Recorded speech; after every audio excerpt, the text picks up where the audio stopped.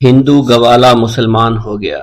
جس وقت حضرت خواجہ معین الدین چشتی نے انا ساگر کے کنارے ایک سایہ دار پیڑ کے نیچے قیام فرمایا، وہاں ایک گوالا راجا کی گائیں چر رہا تھا۔ آپ نے گوالے سے فرمایا، ہمیں دودھ پلاؤ۔ گوالے نے کہا، یہ راجا کے گایوں کی بچیاں ہیں، ان میں سے کوئی بھی دودھ نہیں دیتی ہے۔ حضرت خواجہ معین الدین چشتی رحمۃ اللہ علیہ نے ایک بچیا کی طرف اشارہ کرتے ہوئے فرمایا، جاؤ اس بچیا کا دودھ لے آؤ۔ گوالا حیرانگی کے عالم میں اس بچیا کے پاس گیا اور بچیا کے تھنوں پر ہاتھ پھیرا، دیکھتے ہی دیکھتے بچیا کے تھن دودھ سے بھر گئے۔ آپ کی کرامت سے اس بچیا نے اس قدر دودھ دیا تھا کہ آپ اور آپ کے رفقا نے سیر ہو کر دودھ پیا۔ آپ کی یہ کرامت دیکھ کر وہ ہندو گوالا مسلمان ہو گیا۔ انا ساگر کے کنارے جس جگہ خواجہ معین الدین چشتی رحمۃ اللہ علیہ نے قیام کیا، وہاں بے شمار مندر تھے۔ ان مندروں میں قریباً 1000 بت تھے اور ان پجاریوں کی تعداد 300 کے لگ بھگ تھی۔ ان مندروں میں روشنی کا انتظام پرتھوی راج کی جانب سے تھا۔ ان مندروں میں روزانہ 3.5 من تیل جلایا جاتا تھا۔ ان مندروں میں ایک خاص مندر پرتھوی راج کا تھا، جس کے اخراجات کے لیے پرتھوی راج کی جانب سے کئی گاؤں وقف تھے۔ اس مندر کا نام راج مندر تھا، جس میں راجا، امراء، اشراف ہنود کے علاوہ عوام کو داخلہ کی اجازت نہ تھی۔ ان مندروں کے قریب ہی آپ اور آپ کے رفقا تالاب میں وضو کر کے نماز پڑھا کرتے تھے۔ اجمیر کے ہنود خصوصاً برہموں کو یہ بات سخت ناگوار گزرتی تھی۔ برہمنوں نے پرتھوی راج سے شکایت کرتے ہوئے کہا، ایک مسلمان فقیر اور اس کے چند ساتھی انا ساگر کے کنارے مندروں کے قریب ٹھہرے ہوئے ہیں۔ یہ لوگ ہمارے مندروں اور تالابوں کو نجس کرتے ہیں اور اس سے ہمارا دھرم بگڑتا ہے۔ پرتھوی راج نے اپنے سپاہیوں کو حکم دیا، ان فقیروں کو مندروں کے پاس سے ہٹا دو۔ ادھر کسی شخص نے حضرت خواجہ معین الدین چشتی کو اس کی خبر دی کہ برہمنوں نے آپ کی شکایت پرتھوی راج سے کر دی ہے۔ پرتھوی راج کے حکم کی تعمیل کے لیے پولیس کا ایک دستہ، جس کے ساتھ اہل ہنود بالخصوص برہمنوں کا ایک جمع غفیر تھا، خواجہ معین الدین چشتی کو انا ساگر کے کنارے سے اٹھانے کے لیے روانہ ہوا۔ پولیس نے آپ سے کہا، یہاں سے اٹھ کر شہر کی طرف بھاگ جائیں، ورنہ طاقت سے شہر سے باہر نکال دیے جاؤ گے۔ خواجہ معین الدین چشتی نے اس بےہودہ بکواس کی طرف کوئی توجہ نہ دی۔ پولیس اور برہمنوں نے طاقت استعمال کرنا چاہی، مگر جوں ہی پولیس اور برہمن حملے کے لیے بڑھے، آپ نے ایک مٹھی خاک پر آیت الکرسی پڑھی اور پھینک دی۔ سیر الاقطاب میں یہ واقعہ منقول ہے۔ سرکاری آدمی اور برہمن ہتھیار، لاٹھی وغیرہ لے کر روانہ ہوئے۔ خواجہ معین الدین چشتی کا محاصرہ کیا۔ اس ہجوم کا مقصد آپ کو تکلیف پہنچانا تھا۔ بہرحال خواجہ معین الدین چشتی نے ایک مٹھی خاک دشمنوں کی جانب پھینکی اور جس شخص پر اس خاک کے ذرے پڑے وہ پاگل ہو گیا، دیوانہ ہو گیا، اس کا جسم خشک ہو گیا اور وہ بے حس و حرکت ہو گیا۔ دشمنوں میں بھگدڑ مچ گئی اور لوگ بھاگتے دوڑتے پرتھوی راج کے پاس پہنچے اور سارا حال بیان کر دیا۔ کچھ لوگوں نے تو مندروں میں چھپ کر جان بچائی۔ پیارے دوستو، خواجہ غریب نواز اتنی اہم شخصیت ہیں اور اتنی عظیم شخصیت ہیں کہ زیارت حرمین شریفین کے موقع پر مکہ مکرمہ میں غیب سے ندا آئی کہ معین الدین میرا دوست ہے، میں نے اس کو اپنے مقبول اور برگزیدہ بندوں میں شامل کر لیا۔ اور پھر جب مدینہ منورہ میں روضہ رسول صلی اللہ علیہ وسلم پر حاضری دی اور ادب و احترام کے ساتھ سلام پیش کیا تو آپ کو نائب رسول بنا کر ہندوستان کی ولایت آپ کے سپرد کر دی گئی۔ حضرت سیدنا خواجہ غریب نواز رحمۃ اللہ علیہ کا معمول تھا کہ ساری رات عبادت الہی میں مصروف رہتے، حتیٰ کہ عشاء کے وضو سے نماز فجر ادا کیا کرتے تھے، اور تلاوت قرآن سے اس قدر شغف تھا کہ دن میں 2 قرآن پاک ختم فرما دیا کرتے تھے۔ دوران سفر بھی قرآن پاک کی تلاوت جاری و ساری رہتی۔ اولیاء کاملین رحمہ اللہ کی طرح آپ زیادہ سے زیادہ عبادت الہی بجا لانے کی خاطر بہت ہی کم کھانا تناول فرماتے تھے، تاکہ کھانے کی کثرت کی وجہ سے سستی، نیند یا غنودگی عبادت میں رکاوٹ کا باعث نہ بنے۔ چنانچہ ان کے بارے میں منقول ہے کہ 7 روز بعد وہ 28 تولہ وزن کے برابر روٹی پانی میں بھگو کر کھایا کرتے تھے۔ آپ کی طبیعت میں علم کی درویشانہ صفات منتہائی کمال تک پہنچی ہوئی تھی۔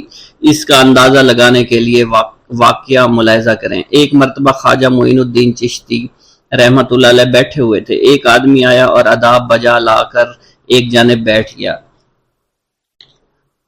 حضرت، بہت عرصے سے آپ کے قدم بوسی کی تمنا تھی، اللہ کا شکر ہے یہ عظیم سعادت آج مجھے میسر ہوئی ہے۔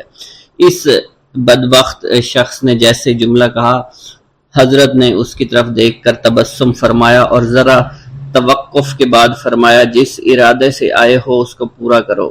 یہ سنتے ہی وہ شخص تھر تھر کانپنے لگا، خوف زدہ ہو کر زمین پر گر گیا اور بڑی عاجزی سے بولا کہ مجھ کو لالچ دے کر آپ کو ہلاک کرنے کے لیے بھیجا گیا تھا۔ یہ کہہ کر بغل سے چھری نکالی اور سامنے ڈال دی، پھر قدموں پر گر کر کہنے لگا، اگر آپ چاہیں تو مجھے اس کی سزا دیجیے، بلکہ اب حکم دیجیے کہ مجھے قتل کر دیا جائے۔ حضرت خواجہ غریب نواز رحمۃ اللہ علیہ نے فرمایا، اے عزیز، ہم لوگوں کی روش یہ ہے کہ ہمارے ساتھ جو جھگڑا کرے اس کے ساتھ ہم نیکی سے پیش آتے ہیں۔ تم نے تو میرے ساتھ کوئی برائی بھی نہیں کی۔ یہ کہہ کر اس کا سر اپنے قدموں سے اٹھا لیا۔ اس کے لیے دعائیں کی، خداوند اس شخص کو نیک توفیق عطا فرما۔ دعا کرتے ہیں اس کا دل بدل جائے۔ اس نے حضور کی ملازمت اختیار کر لی، وہ دیندار آدمی بن گیا، یہاں تک کہ 7 بار حج کعبہ کی سعادت حاصل ہوئی اور اسی مقدس سرزمین میں رخ پرواز ہوئی۔ مکہ مکرمہ میں ہی پیوند خاک ہوا۔ ایک مرتبہ کا قصہ ہے کہ خواجہ معین الدین چشتی کے بعد ایک آدمی آیا اور اس نے کہا کہ حضرت، میرے گاؤں کی سڑک کی سند گم ہو گئی ہے اور نئی سڑک کے لیے بادشاہ لوگ تیار نہیں ہیں، لہذا دعا کیجئے کہ وہ سند مجھے مل جائے۔ حضرت خواجہ معین الدین چشتی نے اس شخص سے فرمایا کہ جاؤ اور بازار سے حلوہ لے کر آؤ۔ آپ نے یہ جملہ اس لیے فرمایا تھا کہ تھوڑی سی خوش طبعی ہو جائے۔ اس شخص نے فوراً کہا، اگر ایسی بات ہے تو میں ابھی جا کر حلوے کی ایک دیگ لے کر آتا ہوں۔ حضرت خواجہ معین الدین چشتی نے فرمایا، ہاں ہاں ضرور جاؤ، لیکن ایسا کرنا کہ بازار میں جو کونے پر تم کو حلوائی جاتے ہوئے ملے صرف اسی سے حلوہ لے کر آنا۔ اس نے کہا، ٹھیک ہے، ایسا ہی کروں گا۔ خدا کا کرنا ایسا ہوا کہ جب وہ بازار میں داخل ہوا تو اس کو کونے میں وہی حلوائی دکھائی دیا۔ اس نے حلوائی سے کہا کہ تم میرا حلوہ تول دو۔ حلوائی نے جب اس کا حلوہ تولنا شروع کیا اور اس کو بیٹھنے کا کہا اور ساتھ ہی اس نے کاغذ اٹھایا تو اس آدمی نے اس کو کہا، ٹھہرو، اس کاغذ میں حلوہ مت ڈالو، تم کسی اور کاغذ میں مجھے حلوہ ڈال کر دو، کیونکہ یہ تو وہی کاغذ ہے جو مجھے چاہیے تھا۔ اور حلوائی نے وہ کاغذ اٹھا کر اسے دے دیا اور دوسرے کاغذ میں حلوہ ڈال کر اسے دے دیا۔ وہ آدمی واپس آیا اور اس نے سارا ماجرا بیان کیا۔ حضرت خواجہ معین الدین چشتی اجمیری رحمۃ اللہ علیہ نے تبسم فرمایا اور کہا کہ جاؤ، یہ حلوہ بھی اپنے ساتھ لے جاؤ، اپنے بچوں کو کھلا دو اور اللہ کا شکر ادا کرو۔ اور اسی کے ساتھ ساتھ ایسے بزرگوں کے کچھ انداز اور کچھ کردار ہوا کرتے ہیں جس کی وجہ سے لوگ ان کی طرف دیوانہ وار بھاگتے چلے آتے ہیں۔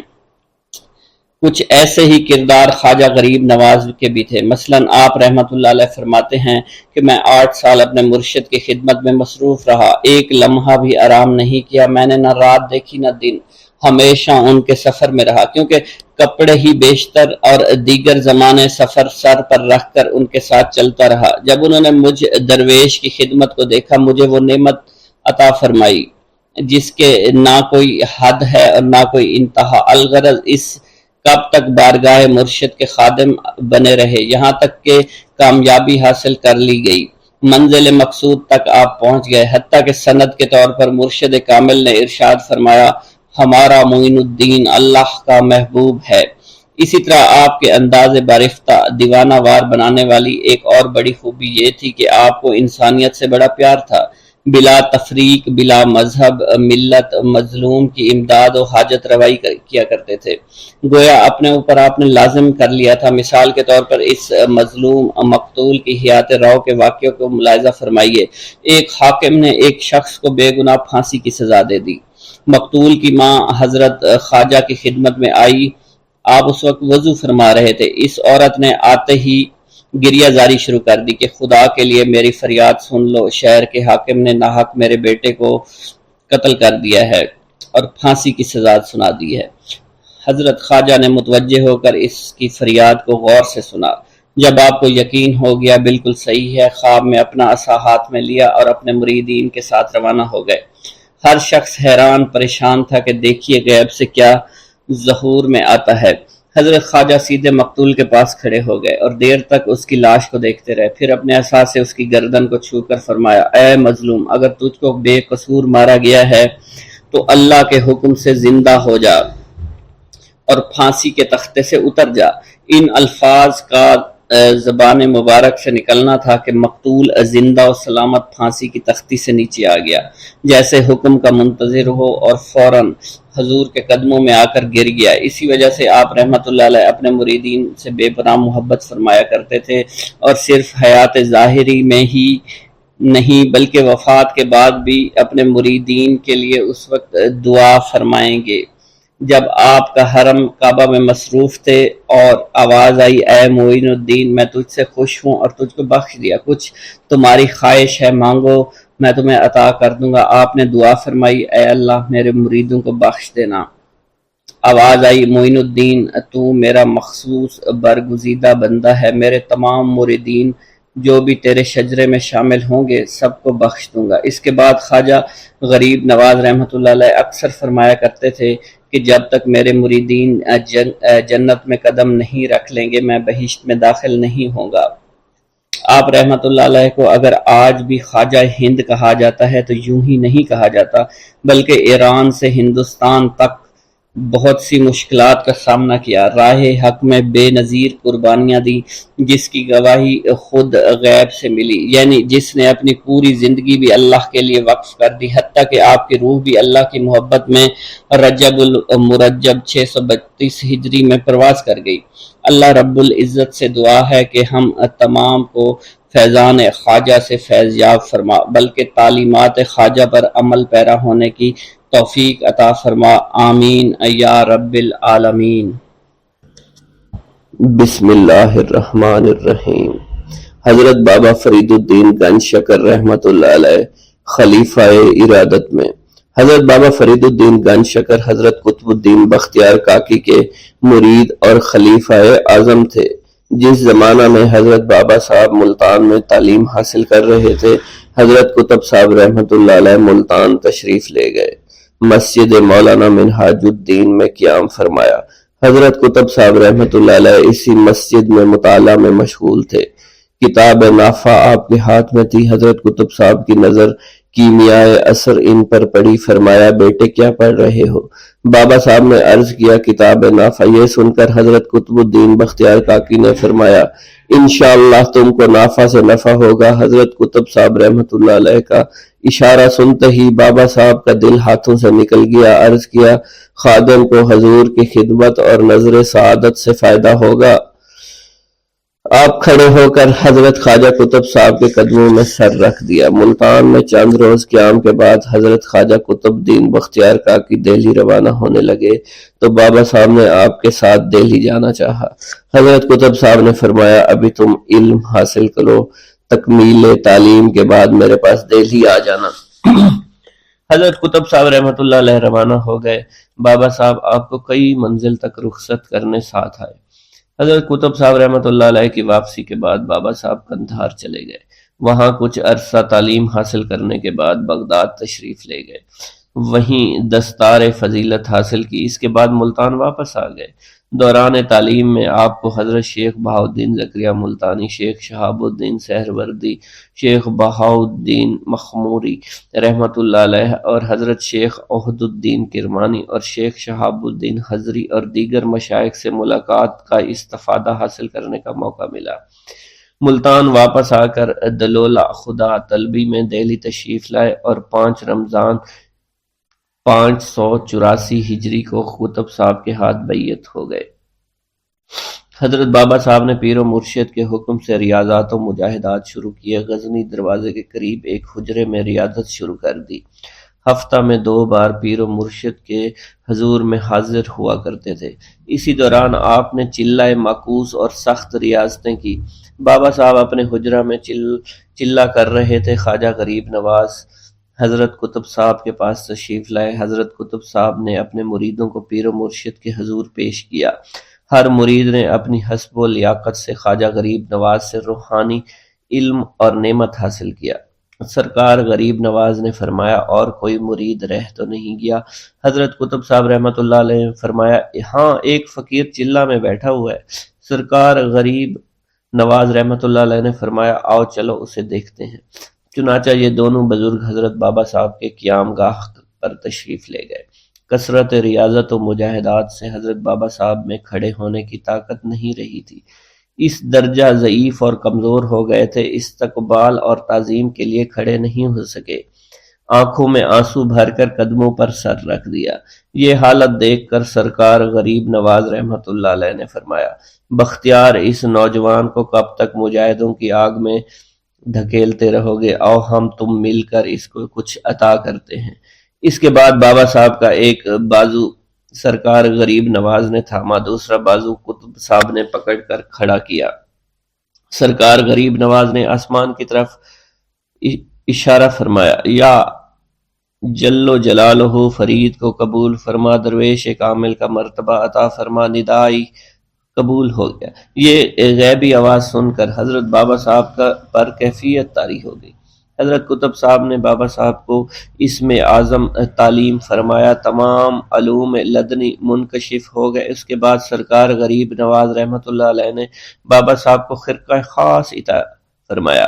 حضرت قطب صاحب رحمۃ اللہ علیہ نے دستار اور دیگر لوازمات خلافت دے کر خلافت عطا فرمائی۔ حضرت بابا صاحب کو چشت کے 2 بادشاہوں کی طرف سے روحانی سلطنت ملی۔ کسی شاعر نے کیا خوب کہا ہے، بخشش کو نیب از شیخین بگر فتح مرید، بادشاہ یافتہ از بادشاہان جہاں، عالم کن گشت اقطاع تو اے شاہ جہاں۔ اس کے بعد سرکار غریب نواز رحمۃ اللہ علیہ نے حضرت قطب صاحب رحمۃ اللہ علیہ کو خطاب فرمایا، بختیار، تم نے ایسے شہباز کو دام میں لے لیا جو سدرۃ المنتہا پر اپنا آشیانہ بنائے گا۔ یہ فرید شمع ہے جس کی روشنی سے درویشوں کا خانوادہ منور ہو جائے گا۔ حضرت قطب الدین بختیار کاکی اجمیر میں عطائے خرقہ و سجادگی۔ حضرت قطب صاحب رحمۃ اللہ علیہ دہلی میں قیام پذیر ہونے کے بعد وقتاً فوقتاً پیر دستگیر حضرت خواجہ غریب نواز کی خدمت میں حاضر ہوتے رہے۔ سب سے آخری مرتبہ قطب صاحب رحمۃ اللہ علیہ نے اجمیر شریف جانے کا قصد کیا تو ایک عریضہ خواجہ غریب نواز کی خدمت میں ارسال کیا، اشتیاق پاپوشی ظاہر کیا۔ حضرت خواجہ غریب نواز نے جواباً تحریر فرمایا، ضرور آؤ، مجھے بھی تم سے ملنے کا اشتیاق ہے۔ میں سوچ رہا ہوں کہ تمہیں بلانے کے لیے خط لکھوں، اب تم مجھ سے ملنے کے لیے جلد آؤ، یہ ہماری آخری ملاقات ہوگی۔ حضرت قطب صاحب رحمۃ اللہ علیہ جواب ملتے فوراً روانہ ہو گئے۔ باعجلت تمام اجمیر پہنچ کر سعادت پاپوشی حاصل کی۔ کچھ دنوں پیر و مرشد کے حضور میں سعادت حضور حاصل فرمائی۔ ایک روز حضرت خواجہ غریب نواز رحمۃ اللہ علیہ نے فرمایا کہ اے اللہ کے دوستوں میں ان 3 صفات کی موجودگی ضروری ہوگی، اول خوف، دوم رضا، محبت کے ساتھ رضا کی موجودگی ضروری ہے دل میں، سوم محبت، سوائے حق کے سبحانہ کے اور کسی کا خیال نہ ہو، اور فرمایا اللہ تعالیٰ نے کسی شخص کے صفحہ ہستی پر بقائے جاوید تحریر نہیں فرمایا۔ نقاش صورت ازل نے تمام ممکنات کے صفحہ ہستی پر کل شے حال کا وجہ تحریر فرمایا ہے، اس لیے دنیا میں ہر شخص کو سفر آخرت درپیش ہے۔ ایک روز اس دنیا کو چھوڑ کر دوسری دنیا میں تو جانا ہی ہے، اب میرے سفر آخرت کا وقت ہوا چاہتا ہے۔ احباب مجھ سے جدا ہو جائیں گے، میرا مدفن اجمیر ہوگا۔ اس کے بعد حضرت خواجہ غریب نواز رحمۃ اللہ علیہ نے وثیقہ خلافت و سجادگی لکھ کر عطا فرمائی۔ کلاه 4 ترکی سر پر رکھ کر دستار خلافت باندھی اور خواجہ عثمان ہارونی کا عصا، قرآن شریف مسلح خرقہ عطا کرتے ہوئے فرمایا، یہ امانت حضور سرور کائنات صلی اللہ علیہ وسلم کی ہمارے خواجگان کو ملی تھی، میں نے اس امانت کا حق ادا کر دیا ہے، اب تمہارا کام ہے اس کا حق ادا کرو۔ اس کے بعد کچھ عارفانہ کلام ارشاد فرمائے اور میرے سر پر اپنا دست مبارک رکھ کر فرمایا، میں نے تمہیں خدا کے سپرد کیا، منزل گاہ قریب تک پہنچایا، جہاں رہو خیر خوبی سے رہو، جہاں رہو خدا شناس بن کر رہو۔ اس کے بعد خواجہ غریب نواز رحمۃ اللہ علیہ نے سر مبارک اٹھا کر دعا فرمائی، آنکھوں میں آنسو آ گئے، فرمایا جاؤ اب دہلی چلے جاؤ۔ حضرت قطب الدین بختیار کاکی اجمیر سے دہلی واپس تشریف لائے۔ چند روز بعد ایک شخص نے اجمیر سے آ کر عرض کیا کہ اجمیر سے واپسی کے 20 روز بعد دستگیر خواجہ معین الدین چشتی اجمیری رحمۃ اللہ علیہ وصال فرما گئے۔ یہ خبر وحشت اثر سن کر حضرت قطب صاحب زار و زار رونے لگے، اس قدر صدمہ ہوا بیان سے باہر ہے۔ حضرت قطب صاحب رحمۃ اللہ علیہ نے فرمایا، اللہ تعالیٰ کے دوستوں کو موت نہیں آیا کرتی، مرا نہیں کرتے، ظاہر بینوں کی نگاہ سے غائب ہوا کرتے ہیں۔ حضرت خواجہ غریب نواز زندہ ہیں تا قیامت، ان کی تصرفات باقی رہیں گی۔ شیخ المشائخ حضرت نظام الدین اولیاء محبوب الہی نے فوائد الفوائد میں تحریر فرمایا ہے، جمعہ کا دن تھا، قطب الدین بختیار کاکی عید کی نماز پڑھ کر اس مقام پر تشریف لائے جہاں آپ کا مزار مبارک ہے۔ کچھ دن قیام فرمایا، کھڑے ہو کر سوچتے رہے، اس زمانہ میں وہ زمین افتادہ غیر آباد تھی۔ حضرت کے دوستوں نے جو ساتھ تھے عرض کیا، آج عید کا دن ہے، زائرین دولت سرا پر تشریف آوری کے منتظر ہوں گے، یہاں ٹھہرنے اور دیر فرمانے کا کیا سبب ہو سکتا ہے؟ قطب صاحب رحمۃ اللہ علیہ نے فرمایا، جاؤ اس قطع زمین کے مالک کو بلا لاؤ، خدام بلا لائے۔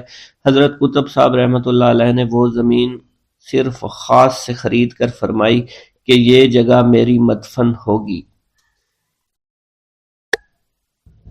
حضرت خواجہ معین الدین چشتی مرشد کامل کی تلاش میں دشت و جبل و کوہ بیاباں، شہر و شہر کربا کریا تلاش و تجسس میں پھرنے لگے، یہاں تک کہ پھرتے پھرتے آپ قصبہ ہارون پہنچ گئے۔ ہارون ایک معمولی سا قصبہ تھا جہاں حضرت عثمان ہارونی رحمۃ اللہ علیہ رونق افروز تھے، ان کی وجہ سے سارا قصبہ خیر و برکت سے معمور تھا۔ خواجہ عثمان ہارونی قطب وقت تھے، ان کی قطبیت کا مہر منور ذو فشاں عالم تھا۔ حضرت عثمان ہارونی کی بزرگی کا چرچا دور دور تک پھیلا ہوا تھا، لوگ دور دراز سے جوق در جوق حاضر خدمت ہو کر مراد کے پھولوں سے جھولیاں بھر بھر کر لے جاتے۔ قصبہ ہارون ان دنوں روحانی تجلیات کا مرکز تھا، چشمہ معرفت کا فیض عالم جاری تھا۔ حضرت خواجہ معین الدین چشتی کو اس چشمہ صافی کی موجوں میں وہی نور جھلکتا نظر آتا جس کا مشاہدہ آپ حضرت شیخ ابراہیم قندوزی کی کرامت میں کر چکے تھے۔ ادھر نگاہ ملتے ہی شیخ کامل حضرت خواجہ عثمان ہارونی نے آپ کے دل کی خواہشات کا جائزہ لے لیا۔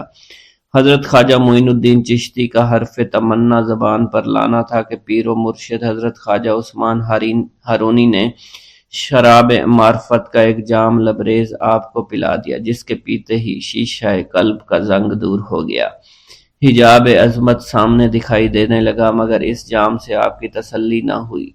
ساقی دریا دل نے دوسرا ساغر بھر کر دے دیا اور تحت الثری تک تمام پردے اٹھ گئے۔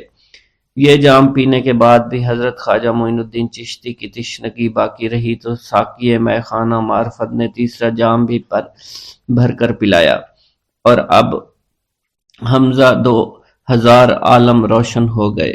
شیخ کامل حضرت خواجہ عثمان ہارونی کیمیائے اثر سے تاڑ گئے کہ جوہر اس قابل ہے کہ ذرا سی توجہ خورشید جہاں تاب بن سکتا ہے۔ چنانچہ حضرت خواجہ عثمان ہارونی نے آپ کو اپنے حلقہ ارادت میں شامل فرما لیا۔ حضرت خواجہ معین الدین چشتی نے اپنے مرید ہونے کا واقعہ خود بیان کرتے ہوئے فرمایا کہ مجھے حضرت خواجہ عثمان ہارونی کی قدم بوسی کی سعادت حاصل ہوئی۔ میں نے سر نیاز خم کیا، حکم ہوا کہ 2 رکعت نماز اس طرح پڑھو، پہلی رکعت میں 1000 بار سورۃ فاتحہ، 1000 بار سورہ اخلاص پڑھو، دوسری رکعت بھی اسی طرح پڑھو۔ میں نے حکم کی تعمیل کی۔ اس کے بعد حضرت خواجہ عثمان ہارونی کھڑے ہو گئے، میرا ہاتھ اپنے ہاتھ میں لے کر حق تعالیٰ سے درخواست کی کہ معین الدین کو اپنی بارگاہ میں قبول فرما لے۔ اس کے بعد حضرت خواجہ عثمان ہارونی نے اپنے سر سے کلہ اتار کر میرے سر پر رکھی، اپنا خرقہ خاص عطا فرمایا۔ اس کے بعد انہوں نے فرمایا 1000 بار سورہ اخلاص پڑھو۔ تعمیل ارشاد کے بعد حضرت خواجہ عثمان ہارونی نے فرمایا کہ ہمارے خاندان میں ایک دن رات کا مجاہدہ ہے، آج تم وہ مجاہدہ کرو۔ حضرت خواجہ معین الدین چشتی فرماتے ہیں میں نے ایک دن اور ایک رات کا مجاہدہ کیا۔ اگلے دن حاضر خدمت ہوا، مرشد پاک نے بیٹھنے کا اشارہ دیا اور کہا 1000 بار سورہ اخلاص پڑھو۔ پھر فرمایا آسمان کی جانب دیکھو۔ میں نے آسمان کی جانب نگاہ دوڑائی، خواجہ عثمان ہارونی نے فرمایا کیا نظر آ رہا ہے؟ میں نے عرض کیا عرش اعظم تک نظر آ رہا ہے۔ اس کے بعد حضرت خواجہ عثمان ہارونی نے فرمایا کہ زمین کی طرف دیکھو۔ میں نے زمین کی طرف نگاہ دوڑائی، پوچھا کیا نظر آ رہا ہے؟ میں نے عرض کیا تحت الثری تک نظر آ رہا ہے۔ خواجہ عثمان ہارونی نے ارشاد فرمایا کہ دوبارہ دیکھو۔ میں نے اوپر دیکھا، حجاب عظمت تک کوئی پردہ دکھائی نہیں دیا۔ انہوں نے کہا اپنی آنکھیں بند کر لو۔ میں نے اپنی آنکھیں بند کی، ایک لمحہ کے بعد آنکھیں کھولنے کا حکم دیا اور اپنی 2 انگلیاں کھڑی کر لی۔ حضرت خواجہ عثمان ہارونی نے فرمایا ان دونوں انگلیوں کے درمیان نظر ڈالو، بتاؤ کیا نظر آ رہا ہے؟ میں نے عرض کی ہر 2 عالم کی کیفیت نظر آ رہی ہے۔ یہ سن کر مرشد پاک حضرت خواجہ عثمان ہارونی خوش ہوئے، فرمایا معین الدین تیرا کام پورا ہو گیا ہے۔ حضرت خواجہ معین الدین چشتی فرماتے ہیں اس کے بعد مرشد پاک حضرت خواجہ عثمان ہارونی نے مجھے سونے کی ایک اینٹ عطا کرتے ہوئے فرمایا اسے فقراء اور مساکین میں تقسیم کر دو۔ میں نے تعمیل حکم کیا۔ اس کے بعد ارشاد ہوا کہ تم ابھی میرے پاس قیام کرو، اور میں نے اس حاضری کو اپنے لیے خوش قسمتی سے نعمت تصور کیا۔ خواجہ معین الدین چشتی فرماتے ہیں میں کچھ عرصہ مرشد پاک حضرت خواجہ عثمان ہارونی کی صحبت میں رہا، اور پھر آپ کے ہمراہ حج بیت اللہ کی غرض سے عازم سفر ہوا، اور پھر جب ہم خانہ کعبہ پہنچے تو آپ نے خانہ کعبہ کا غلاف ہاتھ میں پکڑ کر یوں دعا فرمائی اے اللہ معین الدین کو قبول فرما۔ خواجہ معین الدین چشتی فرماتے ہیں اسی وقت غیب سے آواز آئی ہم نے اسے قبول فرما لیا ہے۔ حضرت خواجہ معین الدین چشتی فرماتے ہیں حج بیت اللہ کی سعادت کے بعد میں مرشد پاک حضرت خواجہ عثمان ہارونی کے ہمراہ روضہ رسول پر حاضر ہوا۔ آپ نے مجھ سے فرمایا سلام کرو۔ خواجہ معین الدین چشتی فرماتے ہیں میں نے روضہ رسول پر سلام کیا تو آواز آئی وعلیکم السلام یا قطب المشائخ۔ حضرت خواجہ معین الدین فرماتے ہیں روضہ رسول پر حاضری کے بعد مرشد پاک حضرت خواجہ عثمان ہارونی کے ہمراہ سفر کرتا ہوا بغداد پہنچا۔ حضرت خواجہ معین الدین چشتی جب روضہ رسول پر حاضر ہوئے تو اسی رات خواب میں حضور نبی کریم کی زیارت باسعادت نصیب ہوئی۔ حضور نبی کریم صلی اللہ علیہ وسلم نے آپ رحمۃ اللہ علیہ کو ہندوستان کی ولایت عطا فرماتے ہوئے تبلیغ اسلام کے لیے ہندوستان جانے کا حکم دیا۔ حضرت خواجہ معین الدین چشتی فرماتے ہیں کہ میں مرشد پاک حضرت خواجہ عثمان ہارونی کے ہمراہ بغداد آیا۔ بغداد میں آپ معتکف ہو گئے اور مجھ سے فرمایا تم روزانہ چاشت کو میرے پاس آنا تاکہ میں تمہیں کچھ ضروری باتیں بتاؤں۔ پھر آپ 28 روز تک معتکف رہے۔ اسی دوران مجھے فقر کی تعلیم دیتے رہے اور اسرار و سلوک سے آگاہ کیا۔ پھر آپ نے خرقہ خاص، مصلی نالین، چوبی اور عصائے مبارک عطا فرمائے۔ پھر فرمایا کہ یہ چیزیں تمہارے پیران طریقت کی یادگار ہیں، ان کو نہایت ادب کے ساتھ اپنے پاس رکھنا اور جس کو اس کا اہل سمجھو اس کے سپرد کر دینا۔ پھر آپ نے مجھے رخصت کر دیا۔ اس وقت میری عمر 22 برس تھی۔ حضرت خواجہ معین الدین چشتی کو حضرت خواجہ عثمان ہارونی سے اس قدر عشق تھا کہ سایہ کی طرح ساتھ لگے رہتے تھے۔ جہاں کہیں مرشد پاک حضرت خواجہ عثمان ہارونی جاتے تھے آپ ان کا بستر خواب، توشہ اور پانی کا مشکیزہ کندھے پر ڈالے اور دیگر ضروری اشیاء سر پر رکھے ہمراہ ہوا کرتے تھے۔ جہاں مرشد پاک قدم رکھتے تھے وہاں آپ اپنی آنکھیں بچھا دیا کرتے تھے۔ کامل 20 برس خدمت و اطاعت میں گزار دیے۔ اسی دوران آپ نے مرشد پاک سے معرفت اور حقیقت کی باتیں سیکھی اور فقیری کے اسرار سربستہ سے آگاہی حاصل کی۔ خواجہ معین الدین چشتی نے مرشد پاک خواجہ عثمان ہارونی کی خدمت میں دن کو دن نہ سمجھا، رات کو رات نہ جانا۔ آپ کا مقصد صرف مرشد پاک کی خدمت تھی۔ اس خدمت و اطاعت کے سلسلے میں خواجہ عثمان ہارونی نے آپ کو وہ نعمت عطا فرمائی جس کا اندازہ دشوار ہے۔ خواجہ معین الدین چشتی فرماتے ہیں، میں 20 برس تک مرشد پاک کی صحبت میں رہا۔ اسی عرصہ میں ایک لمحہ کے لیے اپنے نفس کو آرام نہیں دیا اور نہ ہی رات کو رات جانا، دن کو دن خیال کیا۔ مرشد پاک جہاں بھی جاتے آپ کا بستر، خواب اور دیگر سامان سر پر اٹھا لیتا۔ مرشد پاک نے میری یہ حالت دیکھی تو مجھے نعمت عطا فرمائی جس کی کوئی حد نہیں۔ خواجہ معین الدین چشتی فرماتے ہیں، سیوستان میں مرشد پاک خواجہ عثمان ہارونی کے ساتھ مسافرت میں تھا۔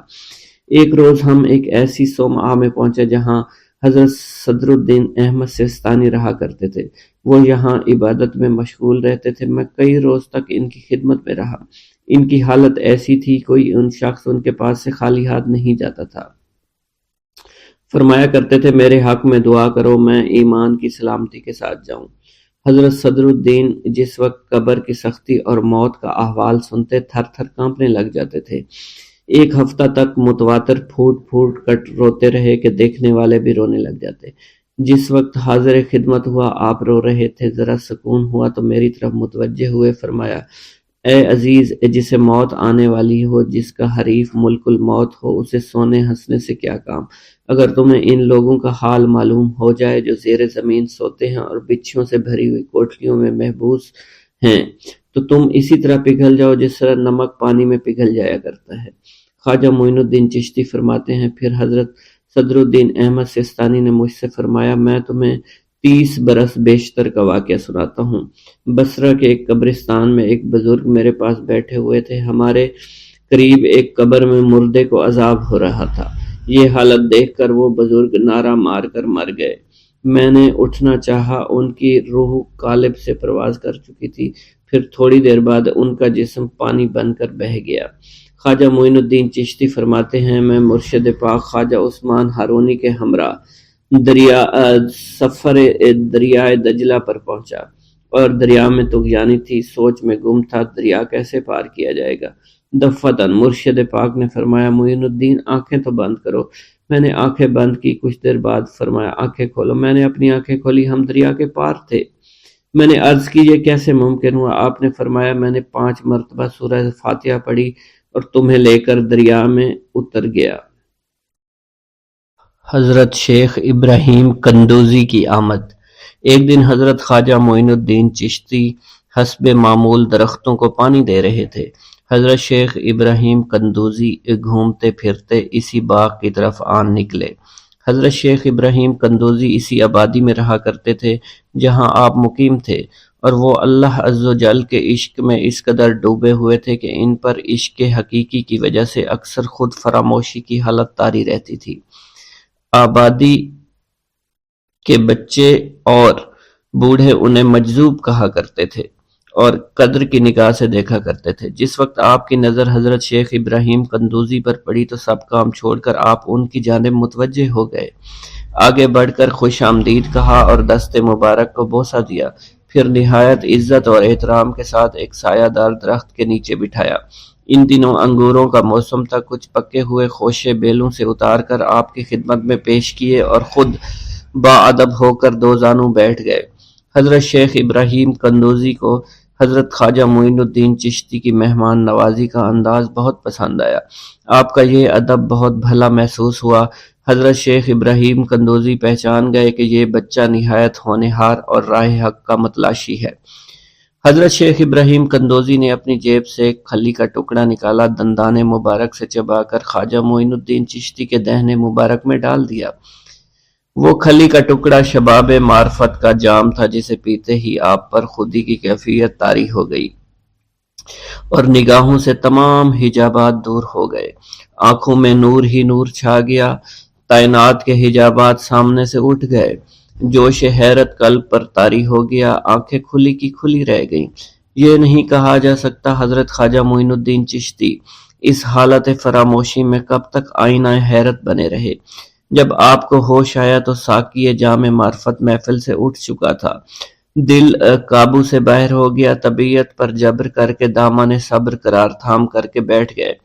عشق میں صبر چونکہ انتہائی دشوار ہوتا ہے، لہٰذا حضرت خواجہ معین الدین چشتی کو بھی قرار نہ رہا، اور جو جلوہ آپ کو حضرت شیخ ابراہیم قندوزی دکھا چکے تھے، اس جلوہ کو دیکھنے کے بعد آپ خود پر ایک دیوانگی کی ایک کیفیت طاری ہو چکی تھی، اور دنیا اور دولت، دنیا سب حقیر اور بے وقعت دکھائی دینے لگی۔ آپ کے قلب میں عشق خداوندی جوش مارنے لگا، اور قلب تمام دنیاوی آلائشوں سے پاک ہو گیا اور دنیا سے بے پرواہ ہو چکا تھا۔ جیسے جیسے وقت گزرتا گیا، حضرت خواجہ معین الدین چشتی کی دیوانگی اور وارفتگی بڑھتی چلی گئی۔ آپ نے حضرت شیخ ابراہیم قندوزی کے ہاتھوں جام معرفت پینے کے تیسرے دن ہی اپنی تمام املاک فروخت کر کے اس رقم کو راہ خدا میں خرچ کر دیا، اور خود معمولی ساز راہ لیا، اور اپنے وطن اور اپنے عزیز و اقارب اور رفقا کی محبت کو خیر باد کہہ کر چل دیے۔ محبوب حقیقی کے سچے عاشقوں کا یہ دستور رہا ہے کہ وہ قرب یار پانے کے لیے سب سے پہلے علوم ظاہری کا زینہ طے کیا کرتے ہیں، پھر عمل کی دشوار گزار منزلوں کو طے کر کے علوم باطنی سیکھتے ہیں، تب کہیں جا کر انہیں جلوہ محبوب دکھائی دیتا ہے۔ خواجہ معین الدین چشتی نے بھی اپنے مطلوب تک رسائی کے لیے یہی راستہ اختیار کیا۔ اس زمانہ میں ترکستان کی سرحد پر واقع سمرقند اور بخارا کے عظیم الشان دارالعلوم عالمگیر شہرت رکھتے تھے۔ مشرق و مغرب کے ہزاروں طلبہ ہر سال علم کی دولت سے مالا مال ہونے کے لیے ان دارالعلوم کا رخ کیا کرتے تھے۔ حضرت خواجہ معین الدین چشتی نے تحصیل علوم و فنون کے لیے سمرقند بخارا کا انتخاب کیا۔ بخارا پہنچ کر آپ علم حاصل کرنے میں مشغول ہو چکے تھے، اگرچہ حضرت خواجہ معین الدین چشتی کی صغیر سنی کی تعلیم کے متعلق کسی سوانح نگار نے قلم کو جنبش نہیں دی کہ والدین نے آپ کو گھر میں ابتدائی تعلیم دی تھی، مگر سادات خراسان کے مقتدر خاندانوں سے تعلق اور عارف و کامل صاحب فضل و کمال باپ کی گود میں پرورش پانے والے حضرت خواجہ معین الدین چشتی بھلا کیوں کر ان پڑھ رہ سکتے تھے۔ حالات و واقعات کے سیاق و سباق میں غور کرنے سے معلوم ہوتا ہے کہ آپ نے اگرچہ زیادہ تعلیم تو نہیں، کم از کم قرآن مجید کی تعلیم اور علوم مروجہ کی ابتدائی کتابیں ضرور پڑھی ہوں گی، اور یہ بات بھی بعد از قیاس نہیں کہ قرآن مجید کے کچھ سپارے بھی حفظ کیے ہوں۔ بہرحال بخارا پہنچنے سے پہلے آپ نوشت خواندند سے واقف ضرور تھے۔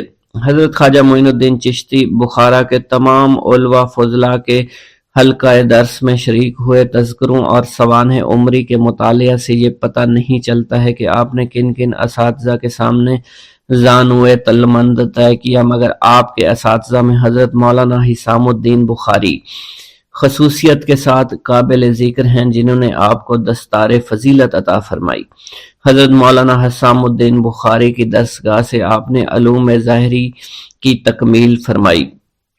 23 سے 24 برس کی عمر میں علوم ظاہری کی تکمیل کے بعد صفائی قلب اور تزکیہ نفس کا ضروری سامان حضرت خواجہ معین الدین چشتی کو باہم پہنچ گیا تھا، مگر قلب جس تسکین کا متلاشی تھا وہ نصیب نہ ہوئی، اور جس محبوب کو جی بھر کر دیکھنے کی آرزویں دل میں چوٹکیاں لے رہی تھی، اس تک ابھی رسائی نہیں ہوئی تھی۔ عشق اور مشق چھپائے نہیں چھپتا، عشق کی آگ حضرت خواجہ معین الدین چشتی کے تن اور من کو جلا رہی تھی۔ تعلیم کی ہوا نے اس آگ کے شعلوں کو اور بھی تیز کر دیا، محبت کا ذوق بڑھ رہا تھا، عشق کے جذبات بھڑک رہے تھے۔ بالآخر جب بے قراری جنون کی حد کو پہنچی، آپ جانب عراق روانہ ہوئے۔ قصبہ سبحان پہنچ کر حضرت شیخ نجم الدین کبرا سے ملاقات ہوئی، اور 15 دن آپ نے حضرت شیخ نجم الدین کبرا کے ہاں قیام فرمایا۔ سبحان سے روانہ ہو کر سنجان سے روانہ ہو کر حضرت خواجہ معین الدین چشتی بغداد شریف روانہ ہو گئے۔ ان دنوں حضور سیدنا غوث اعظم قصبہ جبل میں تشریف فرما تھے۔ یہ قصبہ کوہ جودی کے دامن میں آباد تھا، جہاں طوفان نوح کے وقت حضرت نوح کی کشتی آ کر رکی تھی۔ آپ حضور سیدنا غوث اعظم کی صحبت اور زیارت سے مشرف ہوئے۔ اس وقت آپ کی ابتدائی حالت تھی حضور سیدنا غوث اعظم نے آپ کے حق میں دعائے خیر فرمائی۔ اس وقت آپ کی ابتدائی حالت تھی۔ حضور سیدنا غوث اعظم نے آپ کے حق میں دعا فرمائی۔ انہوں نے بشارت دی کہ آپ مقتدائے روزگار ہوں گے۔ خلق اللہ آپ سے فیض یاب ہو گئی۔ آپ نے حضور سیدنا غوث اعظم کے پاس کچھ عرصہ قیام کیا اور واپس تشریف لے گئے۔ ایک گاؤں کے بارے میں کہا جاتا تھا کہ جہاں قدرت کی بے پناہ نعمتیں تھیں، اللہ پاک نے وہاں کے لوگوں کو مالا مال کیا ہوا تھا۔ ایسی نعمتیں کہ جن نعمتوں کو دیکھ کر انسان اکثر مغرور ہو جایا کرتے ہیں، مگر وہاں پر کچھ مسلمان تھے، اور سب سے بڑی اور بری بات یہ تھی کہ وہاں کے تمام لوگ کافر تھے۔ وہ کفار اپنی دولت پر بہت فخر کیا کرتے تھے، کیونکہ ان میں ہر ایک انسان بہت دولت مند تھا۔ ہر ایک کے پاس بے بہا پیسے تھے، کسی کو پیسوں کی کمی نہیں تھی۔ وہاں کے سردار کی ایک اکلوتی بیٹی تھی جس کو سردار بے پناہ پیار کرتا تھا۔ اس سردار کی بیٹی بے پناہ مغرور، ظالم، گھمنڈی تھی۔ وہاں پر غریب لوگ صرف مسلمان ہی تھے، تمام کافر ایک دوسرے کی مدد کیا کرتے تھے، لیکن مسلمانوں کی مدد کرنے والا وہاں پر کوئی نہ تھا۔ وہاں پر انہیں کوئی دیکھنے والا نہ تھا۔ سردار کی بیٹی کو کالے جادو میں خوب مہارت حاصل تھی، اور وہ جادو کی وجہ سے وہاں پر رہنے والے غریبوں پر بہت ظلم کیا کرتی تھی۔ تمام مسلمان اس سے بے حد پریشان تھے، اور وہ لوگوں کو غلام بناتی اور مزدور بناتی تھی۔ اگر ان میں کوئی اس کی بات نہ مانتا تو اس کو قیدی بنا کر اپنے اشاروں پر نچایا کرتی تھی۔ اس بستی میں چونکہ اکا دکا مسلمان تھے جن کا کوئی پرسان حال نہیں تھا، کوئی بھی ان کو بچانے والا نہیں تھا۔ جب وہ سردار کی بیٹی کے ظلم حد سے بڑھ گئے تو مسلمانوں میں سے ایک بوڑھے شخص نے اللہ کے حضور گڑ گڑا کر دعائیں کی، اے اللہ، ہمارے چند نسلیں جو یہاں پر بچی ہوئی ہیں، ان نسلوں کو تو بچا لے۔ یہ سردار کی بیٹی جس نے ہمارا جینا دشوار کر رکھا ہے، یہاں کوئی بھی انسان ہمارا حال نہیں پوچھتا، اور نہ ہی ہمارے پاس مال و دولت ہے، اور نہ ہی ہمارے پاس جسمانی طاقت بچی ہے۔ یا اللہ، ہمارے لیے کوئی ایسا بندہ بھیج جو نہ صرف طاقتور ہو بلکہ اس جادوگرنی یعنی سردار کی بیٹی کو بھی ہرا سکے۔ اللہ رب العزت نے اس بوڑھے کی دعا کو قبول فرمایا، اور یوں اس جگہ پر ایک اللہ والے کو بھیج دیا۔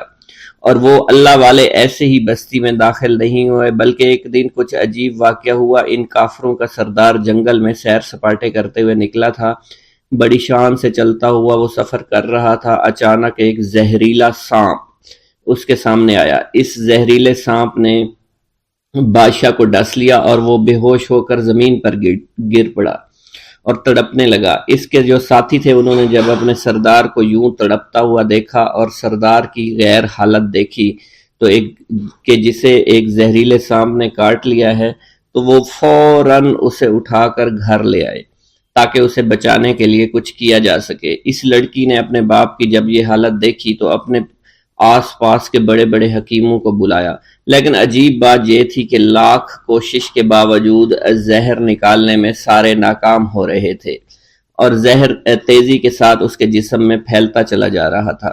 لیکن اسی وقت وہاں ایک درویش کی آمد ہوئی، ایک اللہ والے آئے، ان اللہ پاک نے اس مقصد کے تحت وہاں بھیجا تھا۔ اس اللہ کے ولی نے سردار کے گھر پر پہنچ کر دروازے کو کھٹکھٹایا۔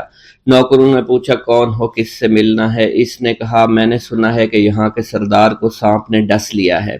نوکر کہنے لگے کہ تمہیں کیسے پتا چلا کہ یہاں کے سردار کو سانپ نے ڈس لیا ہے؟ تم تو ہمیں اجنبی لگتے ہو، ہم نے تمہیں آج تک یہاں نہیں دیکھا ہے۔ اس نے کہا میں مسافر ہوں، اور مجھے خبر ملی ہے کہ یہاں کے سردار کو ایک زہریلے سانپ نے ڈس لیا ہے، اور کوئی بھی اس کا علاج نہیں کر پا رہا۔ نوکروں نے کہا تم کون ہو؟ اللہ والے نے کہا میں حکیم ہوں، اور میں ان کے علاج کی غرض سے یہاں آیا ہوں۔ وہ نوکر اللہ والے کی حالت دیکھ کر ہنسنے لگے، کیونکہ آپ نے پھٹے پرانے کپڑے پہن رکھے تھے اور دیکھنے سے بہت غریب معلوم ہوتے تھے۔ وہ نوکر کہنے لگے کہ اتنے بڑے سردار کا علاج کرو گے؟ ارے یہاں تو اس کے پاس بڑے بڑے حکیم بلائے گئے ہیں، ہمارے سردار کے پاس پیسوں کی کوئی کمی نہیں ہے، اور وہ تم جیسے غریب سے بھلا کیوں علاج کروائیں گے؟ درویش نے کہا اگر تم چاہتے ہو تمہارے سردار کی جان بچ جائے پھر مجھے اندر جانے دو۔ غلام کہنے لگا ٹھیک ہے ہم اندر جا کر اجازت لے کر آتے ہیں۔ نوکر اندر گئے، سردار کی بیٹی سے کہا ایک غریب آیا ہے، کپڑوں سے فقیر معلوم ہوتا ہے لیکن کہتا ہے میں سردار کا علاج کر سکتا ہوں اور میں سردار کا علاج کروں گا۔ جو زہر تیزی کے ساتھ جسم میں پھیل رہا ہے میں اس کو باہر نکال پھینک کروں گا۔ اس کی بیٹی کہنے لگی ٹھیک ہے بلا لو۔ جب وہ اللہ والے اس کے گھر کے اندر گئے تو دیکھا سردار تڑپ رہا تھا، ٹانگ کو بار بار بستر پر پٹخ رہا تھا۔ اللہ والے نے اس کے پیر کی طرف دیکھا جہاں سانپ نے اس کو کاٹا تھا، اسی جگہ اللہ والے نے تھوک دیا، فوراً وہاں سے بھاگ گئے۔ اس کے سارے سپاہی اس کی بیٹی دیکھ کر حیران رہ گئے کہ یہ بھلا کون سا دیوانہ ہے، کمرے میں آیا، علاج کی بجائے اسی جگہ پر تھوک دیا جہاں صرف کاٹا تھا اور بھاگ بھی گیا، اس کو کوئی گرفتار نہیں کر سکا۔ سردار کی بیٹی غصے میں تل ملا اٹھی کہ اس نے جو گستاخی کی ہے اس کی کوئی بات نہیں، تھوک کو میں صاف کروا دوں گی مگر اس کو تو میں ابھی گرفتار کرواتی ہوں۔ اور اس نے اپنے سردار کے ایک نوکر سے کہا کہ اس تھوک کو صاف کرو۔ اس نوکر نے تھوک کو صاف کرنے کی بجائے اس کو اچھی طرح سے ٹانگ پر مل دیا۔ لڑکی نے کہا کیا کر رہی ہو؟ اس فقیر نے میرے باپ کی ٹانگ پر تھوک دیا، اب اس تھوک کو تم مل رہے ہو۔ حکیم نے اپنے ہاتھ کے اشارے سے سردار کے بیٹے کو روک دیا۔ جیسے اس تھوک کو سردار کی ٹانگ پر ملا گیا فوراً سارا زہر ختم ہو گیا۔ جو ٹانگ کٹنے کے قابل تھی وہ ٹانگ بالکل ٹھیک ہو چکی تھی، جو نیلی پڑ چکی تھی اب اصلی حالت میں آہستہ آہستہ واپس آ رہی تھی۔ اور جب وہ قبیلے کا سردار بالکل ٹھیک ہو گیا، ہوش میں آ گیا تو حیران رہ گیا۔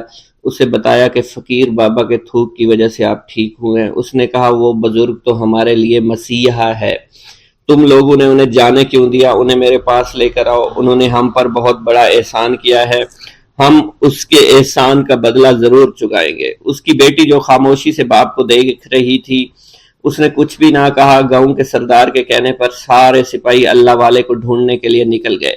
وہ چاروں طرف پھیل گئے لیکن کہیں بھی اللہ والے کا پتہ نہیں چل رہا تھا۔ پھر جب سپاہی تلاش کرتے کرتے جنگل میں داخل ہوئے، وہاں ایک درخت کے نیچے ایک آدمی کو عبادت کرتے ہوئے دیکھا۔ وہ غور سے اس کو دیکھ رہے تھے اور کہہ رہے تھے یہ کس طرح کی عبادت کر رہے ہیں؟ ہم لوگ تو اپنے بتوں کے آگے ہاتھ جوڑتے ہیں، یہ نہ جانے کس کو سجدہ کر رہے ہیں۔ خیر، عبادت کے فوراً بعد اللہ والے کو پکڑ لیا، گاؤں کے سردار کے سامنے پیش کیا۔ وہ کہنے لگا آپ کون ہیں اور کہاں سے آئے ہیں؟ سب سے پہلے تو میں گستاخی کی معافی چاہتا ہوں، میرے لوگوں نے آپ کے ساتھ بڑی بدتمیزی کی لیکن آپ کی وجہ سے آج میں زندہ ہوں۔ ہم گناہ گاروں کی وجہ سے آپ جیسے لوگوں کو بہت تکلیف ہوئی ہے، اس لیے میں معذرت چاہتا ہوں۔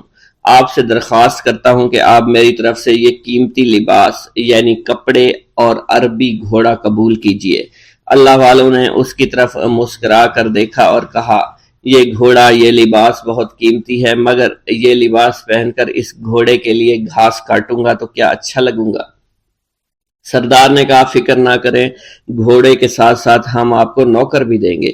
اللہ والے نے کہا کہ اتنی مال و دولت اور نوکروں کے ساتھ میں اکیلا رہوں گا؟ گاؤں کا سردار بولا حضور آپ کی یہ بات سن کر میں سوچ میں گم ہو گیا ہوں، لیکن یہ میری بیٹی آپ کے سامنے حاضر ہے۔ بیٹی حیرت سے اپنے باپ کو دیکھ رہی تھی کہ میرا باپ اب کیا کہنے والا ہے۔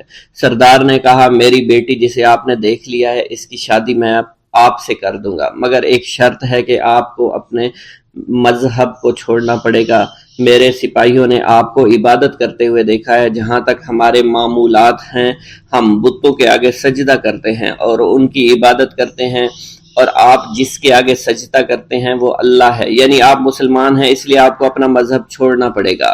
کیا آپ ایسا کر سکتے ہیں؟ اللہ والے نے کہا کہ مجھے ایک بات بتائیے، آپ سب کچھ دیکھ رہے ہیں، آپ نے مجھے یہ بھی دعا دی کہ میری اولادیں ہوں اور آپ کی نسل آپ کی بیٹی سے چلے گی۔ مجھے ایک بات بتائیں، اگر ان بچوں میں سے کسی بچے کو خدا نخواستہ کچھ ہو گیا تو کس کو رونا پڑے گا؟ سردار نے جواب دیا اگر خدا نہ خواستہ کچھ ایسا ہوا تو رونا مجھ کو ہی پڑے گا۔ اللہ والا نے مسکرا کر کہا اگر یہ سارا مال لے کر مجھے رونا ہی پڑا تو آپ اپنا گھوڑا، اپنی دولت، اپنی بیٹی، ہر چیز اپنے پاس رکھ لو۔ میں خوش ہوں، میں مسلمان ہوں، میں ٹھیک ہوں۔ اگر یہ تمام چیزیں لے کر مجھے اپنا محلہ چھوڑنا پڑے تو میں اپنی جان دے کر بھی اپنے مذہب کو نہیں چھوڑوں گا۔ جس طرح آپ نے مجھے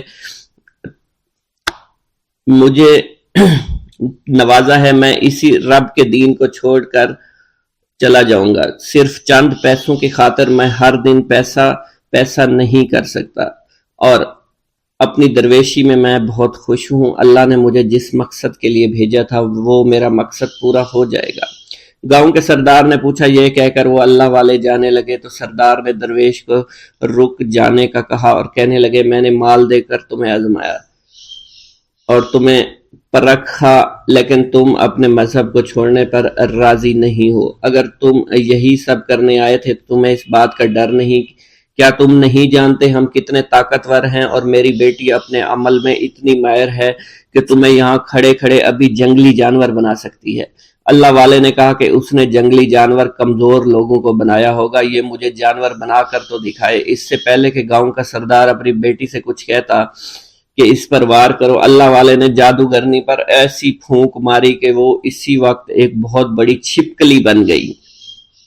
وہ کچھ بھی نہیں کر پا رہی تھی، وہ چھپکلی اتنی بڑی تھی کہ وہاں پر جتنے بھی انسان کھڑے تھے ان سب میں سب سے زیادہ اونچا اس کا قد تھا۔ وہ چھپکلی اللہ والے کے پاس آئی، اپنا زہر اس پر اگلنا چاہتی تھی کہ اسی وقت اس نے اس کے منہ پر تھوک دیا۔ تھوکنے کی دیر تھی، وہ چھپکلی جلنے لگی اور جس سے گرمی کی وجہ سے اس کا چہرہ پگھل رہا تھا، اس کا چہرہ جل کر کالا ہو چکا تھا۔ وہ مرنے والی تھی کہ سردار دوڑتا ہوا قدموں میں آ کر گر پڑا اور معافی مانگنے لگا اور کہنے لگا حضور اس گستاخی کے لیے میں معذرت خواہ ہوں، آپ مجھے معاف کر دو، میں نے سچ میں آپ کو بہت کمزور سمجھا تھا، آپ کو آپ کا مذہب سے ہٹانا چاہا تھا۔ اگر میری بیٹی ٹھیک ہو جائے تو میں سچ کہتا ہوں یہاں پر جتنے لوگ ہیں ہم پوری کی پوری بستی مسلمان ہو جائیں گے۔ اللہ والے نے کہا کہ ہم تمہیں اپنے دین میں شامل کرنے کے لیے یہ سب نہیں کر رہے، بلکہ تم لوگ مسلمان بھائیوں پر جو ظلم کرتے ہو وہ ظلم کو ختم کرنے کے لیے ہم یہاں آئے ہیں۔ ہمارے دین میں جبر اور ظلم نہیں۔ اگر تمہارے بیٹی سے انسان بن کر سدھر جاتی ہے تو اس کو اس کی اصلی حالت میں لانے کے لیے میں خود کو اللہ کی بارگاہ میں پیش کروں گا اور دعا کروں گا۔ سردار کہنے لگا کہ ہاں میری بیٹی اصلی حالت میں اگر آ جائے تو پھر ہم کسی پر ظلم و ستم نہیں کریں گے، اور میں دل سے اپنی بیٹی کے لیے معافی چاہتا ہوں۔ آج سے یہ کوئی بھی جادو ٹونا اور مسلمانوں کو تنگ نہیں کرے گی اور نہ ہی کسی مسلمان پر یہ ظلم اور جبر کرے گی، بس آپ اسے دوبارہ سے انسان بنا دے۔ اللہ والا نے چھپکلی پر دوبارہ سے پھونک ماری تو پھر سے انسان بن گئی اور اللہ والے کے قدموں سے وہ لپٹ گئی، کہنے لگی مجھے معاف کر دیجئے، مجھے معاف کر دیجئے، میں نے اپنے آپ کو بہت طاقتور سمجھا۔ اس لڑکی کا آدھا چہرہ جل چکا تھا اور کالا ہو چکا تھا۔ وہ کہنے لگی کہ آج اپنے باپ کے ساتھ میں آپ کے دست مبارک پر مسلمان ہونا چاہتی ہوں۔